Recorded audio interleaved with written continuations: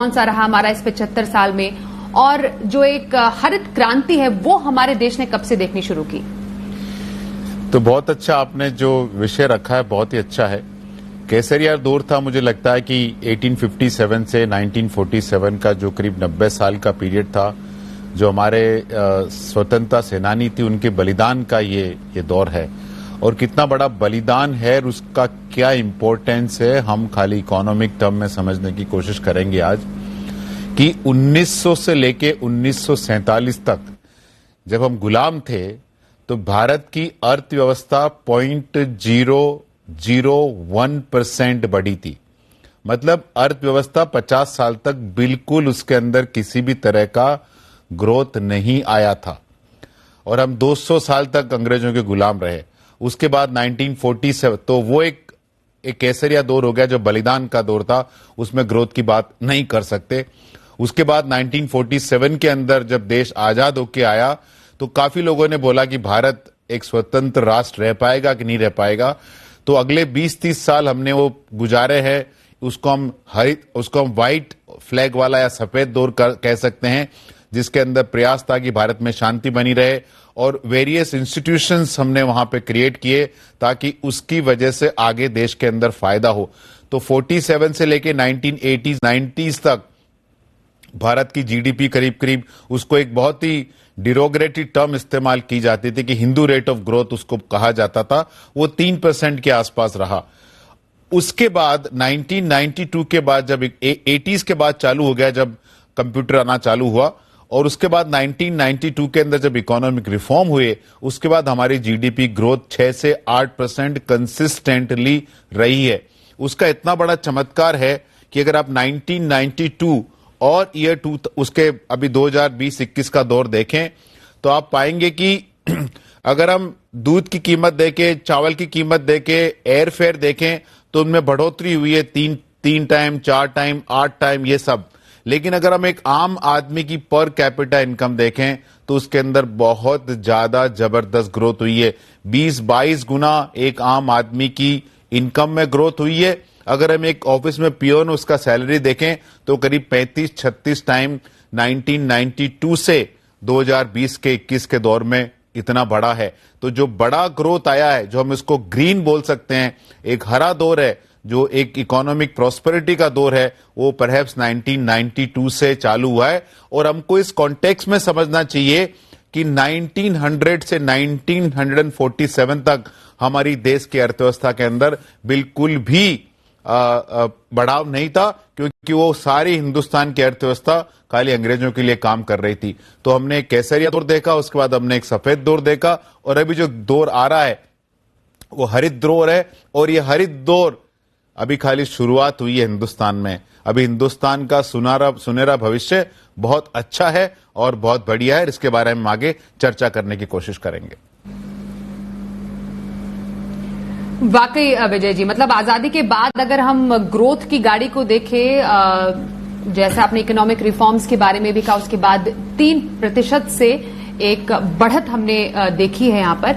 अगर हम इसको मार्केट मतलब शेयर बाजार के लिहाज से भी देखें, एक वो दौर भी था जब कई ऐसे निवेशक हैं जिन्होंने बाजार के कई साइकिल्स को जाना है, समझा है, कई ऐसे दौर देखे उथल पुथल वाले, और आजकल के निवेशक हैं उन्होंने पिछला 1.5 साल ही देख लिया, उसमें भी उथल पुथल था। अगर हम थोड़ा पीछे और जाएं, हमने आजादी के 75 साल की बात की, अगर बाजार के भी इन पीछे कुछ पिछले दौर की बात करें तो वहां पर रिटर्न के लिहाज से हमें क्या देखने को मिला है, हमने क्या कमाया है बाजार से, और मौजूदा बाजार में भी अभी हमें क्या कॉन्फिडेंस नजर आ रहा है? बीएसई सेंसेक्स 1980 से उसके डेटा लेते हैं तो करीब 40 साल के हमारे पास डेटा है।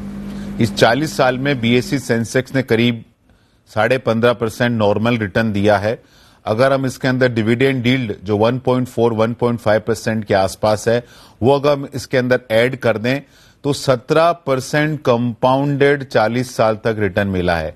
तो अगर आप खाली बीएसई सेंसेक्स को 14.5-15% पे रिटर्न देखें तो वो 53-54 हजार का नंबर दिखता है। लेकिन अगर हम इसको 1.5% ही खाली डिविडेंड यील्ड ऐड कर दें ना, तो बीएसई सेंसेक्स का एक्चुअल नंबर 90 हजार के आसपास है।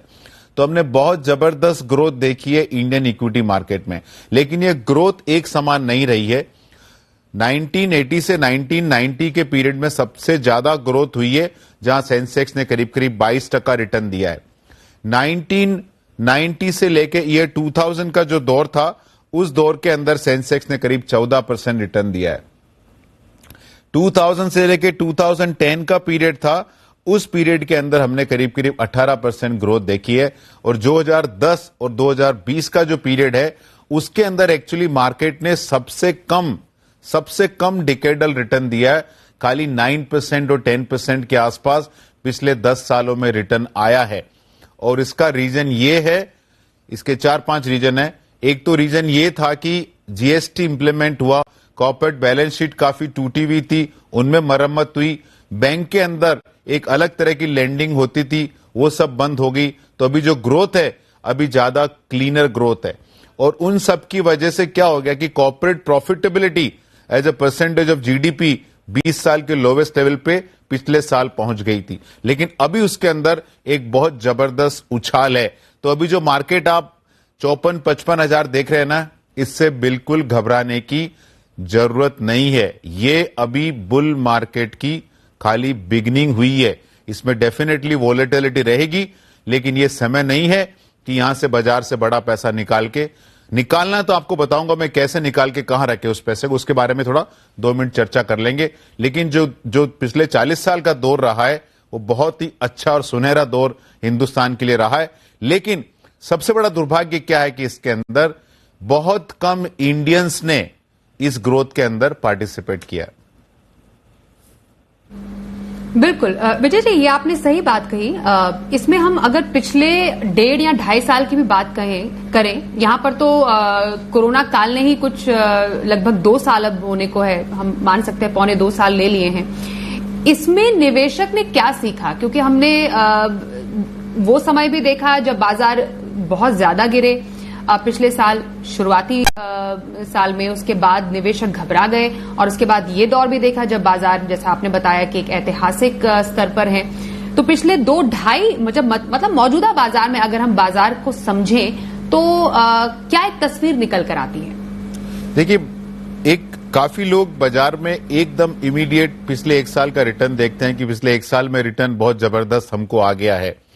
रिटर्न की वजह अगर आप पी मल्टीपल देखें बाजार का, तो अगर आप पिछले क्वार्टर का प्रॉफिट एनुलाइज करें और उसके ऊपर आप देखें, एनएससी की वेबसाइट या सेंसेक्स की वेबसाइट पे जो पी मल्टीपल आता है वो पिछले ट्रेलिंग 4 क्वार्टर का आता है। लेकिन अगर प्रॉफिट लगातार बढ़ते जा रहा है तो पी मल्टीपल आपको अलग दिखेगा।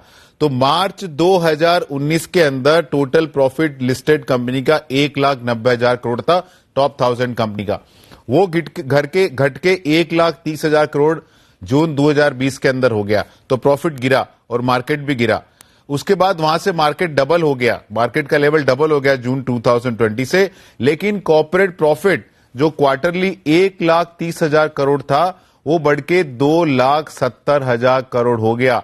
तो अगर आप खाली पी मल्टीपल लास्ट 4 क्वार्टर का देखेंगे तो 26-27 पी मल्टीपल दिखता है। लेकिन अगर लास्ट क्वार्टर का आप अर्निंग लेके उसको एनुलाइज करेंगे तो पी मल्टीपल 20 है। तो 20 पी मल्टीपल उस एनवायरमेंट के अंदर जहां इंटरेस्ट रेट लोअर है, और आने वाले पीरियड में कॉर्पोरेट प्रॉफिटेबिलिटी सस्टेन रहेगी, क्योंकि पिछले 10 सालों में कॉर्पोरेट प्रॉफिटेबिलिटी एब्सोल्यूट लेवल पे कुछ खास नहीं बढ़ी है।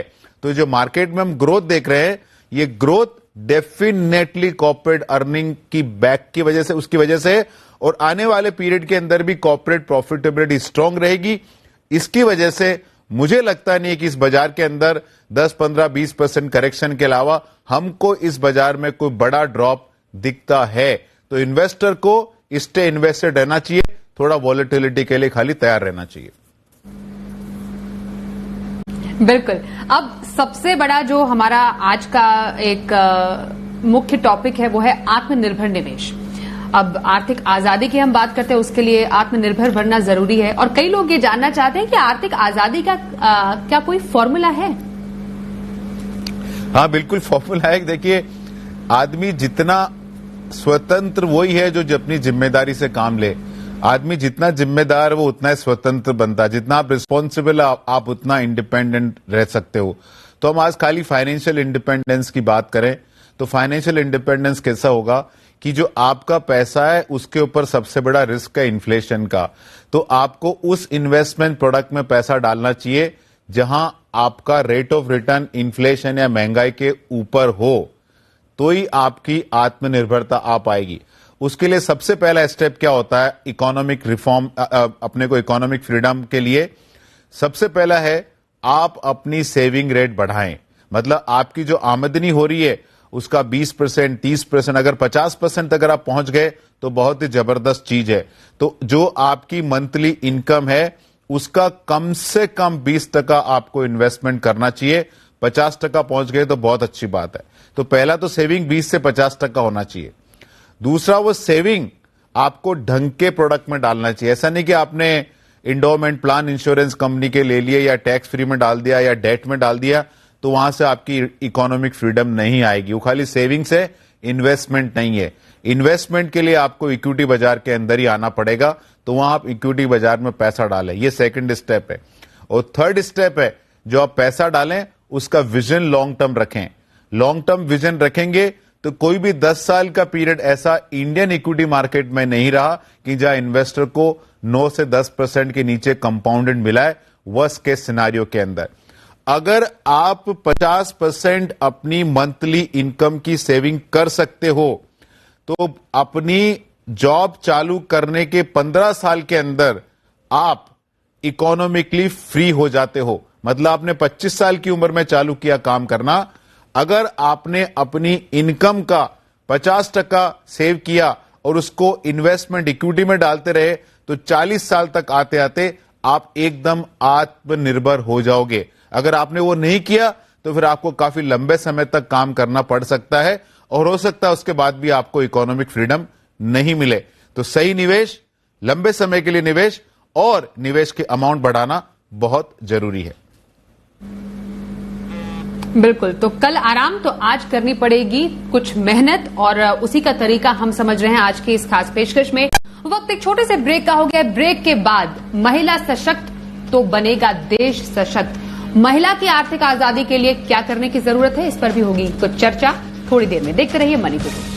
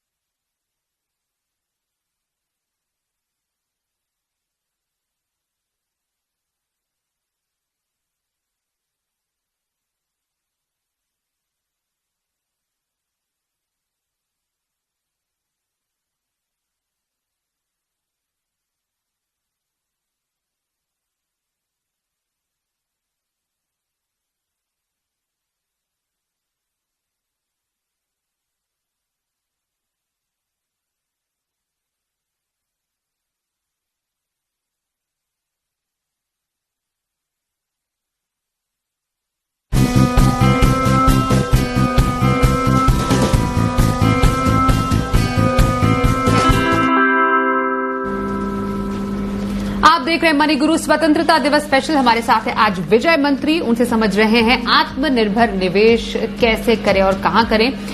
विजय जी, ये आपसे जानना चाहते हैं कि आत्मनिर्भर निवेश के लिए निवेश कहां करना है या फिर कैसे एसेट क्लास में करना है, उसका निर्णय और उसका बंटवारा कैसे किया जाए। जो पैसा जो पैसे पे आपको 10%, 20%, 30%, 40% और इवन 50% की टेम्पररी वॉलेटिलिटी बर्दाश्त हो सकती है, वो पैसा आप डेफिनेटली इक्विटी में डालें।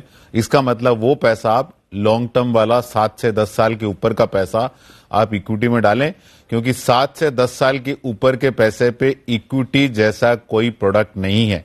रिटर्न वाइज कई बार रियल एस्टेट भी इक्विटी से ज्यादा अच्छा रिटर्न देता है, लेकिन रियल एस्टेट के अंदर लिक्विडिटी का प्रॉब्लम होता है, ट्रांजैक्शन कॉस्ट का प्रॉब्लम होता है, वो सारा झमेला इक्विटी में नहीं होता। और मैं जब इक्विटी की बात करता हूं, इक्विटी म्यूचुअल फंड इंडेक्स की बात करता हूं, इंडिविजुअल स्टॉक्स की बात नहीं करता हूं।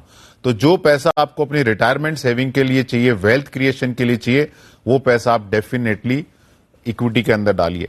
सेकंड, आपको 5 से 10% एलोकेशन मेरे हिसाब से गोल्ड में करना चाहिए। और थर्ड है, जो भी आपका 1 से 3 साल के खर्चे हैं, कोई आदमी इसको 5 साल तक ले सकता है, वो खर्चे अपने डेट में रहने चाहिए। आपकी ईएमआई हो गया, जो भी आपका अगले 3 से 5 साल के खर्चे हैं वो डेट में रहने चाहिए। और डेट के अंदर एक बहुत इंपॉर्टेंट चीज ध्यान रखनी चाहिए हमको, कि डेट में आप पैसा रिटर्न के लिए नहीं डाल रहे हैं। डेट में आपको करंट परचेजिंग पावर का प्रोटेक्शन चाहिए। तो वहां 3% मिले, 4% मिले, 5% मिले, वहां उस पैसे के ऊपर आपको रिस्क नहीं लेनी है बिल्कुल भी। इस चीज का बहुत ख्याल रखें। और जिस पैसे पे रिस्क लेनी है वो है लॉन्ग टर्म का पैसा, वो पैसा डेट में ही नहीं रखें, वो पैसा इक्विटी में रखें। तो अगर आप ये स्ट्रक्चर लगाओगे तो कम से कम 50% आपका पैसा, 60% आपका पैसा इक्विटी में जाएगा, 20-30% आपका पैसा डेट में जाएगा और 10%, 15% आपका पैसा गोल्ड के अंदर जा सकता है। ये तो ऐसे एक ब्रॉड एसेट एलोकेशन होगा। सेकंड, बहुत ध्यान रखने वाली क्या बात है विजय जी? हाँ, बिल्कुल बिल्कुल, बात पूरी कीजिए अपनी। दूसरा ध्यान रखने वाली बात है कि जो एसेट कैटेगरी बहुत अच्छा परफॉर्म कर रही है उसको ज्यादा चेस न करें, और जो एसेट कैटेगरी में रिटर्न अच्छे नहीं आ रहे हैं उसको इग्नोर नहीं करें। पिछले साल जुलाई के अंदर जब गोल्ड 55,000 हो गया तो काफी इन्वेस्टर का व्यू था कि 1 लाख हो जाएगा, तो उस टाइम गोल्ड के पीछे, गोल्ड ईटीएफ में सब जगह बहुत पैसा आना चालू हुआ। अब जब गोल्ड 55 से 46 आ गया, अभी टाइम है गोल्ड में पैसा डालने का, तब लोग डर रहे हैं।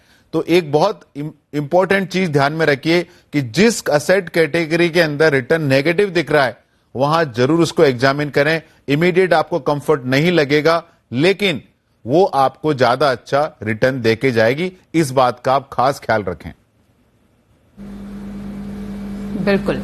अब देश की जो आधी आबादी है, मतलब महिला, नारी शक्ति, उनको सशक्त करने के लिए कैसा निवेश हो, फाइनेंशियली वो आगे बढ़े, आर्थिक तौर पर और मजबूत हो, उसके लिए अभी क्या कदम उठाने की जरूरत है? जैसे गांधी जी ने कहा कि अगर आप महिला को किसी घर में साक्षर करते हैं, लिटरेट करते हैं, तो आप एक व्यक्ति को साक्षर नहीं करते हैं, एक पूरे परिवार को आप लिटरेट करते हैं। ये महिला पावर है। लेकिन इन्वेस्टमेंट के अंदर हमने देखा कि लेडीज, महिलाएं कमाती है, घर चलाती है, ऑफिस चलाती है, लेकिन काफी जगह हमने देखा कि जब इन्वेस्टमेंट की बात आई तो मेरे पति संभालेंगे, मेरा भाई संभालेगा, मेरे पापा संभालेंगे, मेरे चाचा संभालेंगे, मेरे दादाजी संभालेंगे। अभी तक भी महिलाएं इन्वेस्टमेंट पे इंडिपेंडेंस नहीं हुई है। और उनसे अक्सर पूछा जाता है तो बोलती है हमको कुछ समझ में नहीं आता तो क्या करें। तो समझ में कैसे आएगा? आप जब शुरुआत करोगे तो समझ में आएगा ना। आज इंडियन फूड है, इंडियन किचन है, वो सबसे बेस्ट मेरे हिसाब से फूड है। अगर अपन ट्रेडिशनल खाने की बात करें, वो हमारी महिलाओं, दादियों ने, नानियों ने बरसों से हमको एक लेगेसी हम लोग को दी है। उसकी वजह से भारत आज काफी तंदुरुस्त है। उसी तरह वही लेगेसी महिलाओं के द्वारा हमको नेक्स्ट जनरेशन को देनी है। उसके लिए तैयारी है। महिलाएं इन्वेस्टमेंट के बारे में सीखें। सीखना कैसे है? बहुत ही सिंपल तरीका है। आप सुनिए और सवाल करिए। आपको कोई चीज समझ में नहीं आए, आप सवाल करिए। आप सवाल करते रहेंगे हो सकता है पहली मीटिंग में आपको 1% समझ में आए, दूसरी मीटिंग में 5%, तीसरी मीटिंग में 10%, और जब आप सवाल करेंगे तो वो चीज आपके दिमाग में रहेगा। जब वो चीज आपके दिमाग में रहेगी तो कहीं भी न्यूज़पेपर, मैगजीन, आर्टिकल आप पढ़ रहे हैं तो अगर इन्वेस्टमेंट रिलेटेड कोई भी सब्जेक्ट आएगा तो इमीडिएटली आपका अट्रैक्शन उसकी तरफ जाएगा और आपका लर्निंग धीरे धीरे बढ़ता रहेगा। तो ये प्रोसेस जरूरी है कि जब तक महिलाएं अपना खुद का इन्वेस्टमेंट इंडिपेंडेंटली हैंडल नहीं करेंगे, वो खाली कमाने वाली रहेगी। इकोनॉमिक फ्रीडम के लिए जरूरी है कि महिलाओं को अपना इन्वेस्टमेंट खुद हैंडल करना धीरे धीरे सीखना चाहिए। जरूरी है और ये बहुत मुश्किल नहीं है। उदाहरण सबके सामने है, हमारे देश के वित्त मंत्री महिला ही हैं, तो इसलिए ज्यादा मुश्किल होना नहीं चाहिए, बस थोड़ा उद्यम करने की और जरूरत है। और शो के आखिर में समय थोड़ा कम है, इसलिए बहुत पॉइंटेडली आपसे विजय जी समझना चाहेंगे क्रिस्पली, निवेश में किस गुलामी से अभी बचना चाहिए? बहुत सिंपल तरीके से बताता हूं आपको। पहली गुलामी है कि इन्वेस्टमेंट के आपको कम से कम डेट रखना है। मतलब डेट आप प्रोडक्टिव असेट के लिए लेते हो, बिजनेस के लिए गाड़ी चाहिए, घर खरीदना है उसके लिए डेट चाहिए, okay. Credit card, personal loan जितना हो सके आप अवॉइड करें। दूसरा, जब भी कोई एसेट कैटेगरी में प्रेडिक्ट करें, ये नहीं समझे कि बेस्ट क्या हो सकता है, ये समझे कि वर्स्ट क्या हो सकता है, और वर्स्ट अज्यूम करके आप इन्वेस्ट करें कि अगर मैं अपने दोस्त को पैसा दे रहा हूं, वर्स्ट क्या हो सकता है, प्रॉपर्टी में पैसा डाल रहा हूं, वर्स्ट क्या हो सकता है, इक्विटी में पैसा डाल रहा हूं, वर्स्ट क्या हो सकता है, एफडी में पैसा डाल रहा हूं, वर्स्ट क्या हो सकता है। वो सेकंड चीज आप ध्यान में रख के करें। और तीसरा, आप कभी भी व्यू बेस्ड इन्वेस्टिंग नहीं करें, मार्केट को, इकोनॉमी को प्रेडिक्ट करना इम्पॉसिबल है। और चौथा, इमीडिएट पास रिटर्न अगर ज्यादा पॉजिटिव है तो उस असेट कैटेगरी के अंदर आप थोड़ा सचेत हो जाएं, और इमीडिएट पास रिटर्न खराब है तो उसकी तरफ थोड़ा आपको अट्रैक्शन बढ़ाना है। ये 3-4 फॉर्मूला आप करें और सट्टा बाजारी नहीं करें। बहुत जरूरी है, सट्टे में एकदम सट्टे का चार्म जबरदस्त है लेकिन उसके परिणाम हमेशा बहुत ही खतरनाक होते हैं। इन चीजों से बचें और ये जो हमने बताई चीजें करें तो आपका एज एन इन्वेस्टर आप आत्मनिर्भर रहेंगे और आपका बहुत बड़ा फायदा हो सकता है। तो आत्मनिर्भर निवेश और आत्मनिर्भर निवेशक कैसे बने, इसकी तमाम जानकारी, इसका फॉर्मूला बताने के लिए विजय जी आप हमारे साथ शो में शामिल हुए। बहुत धन्यवाद आपका। एक बार फिर से आपको बहुत शुभकामनाएं स्वतंत्रता दिवस की, और हमारी तरफ से हमारे तमाम दर्शकों को भी स्वतंत्रता दिवस की बहुत सारी शुभकामनाएं। तो आज की इस खास पेशकश में बस इतना ही। वक्त एक ब्रेक का है, खबरों का सिलसिला जारी रहेगा। देखते रहिए जी बिजनेस।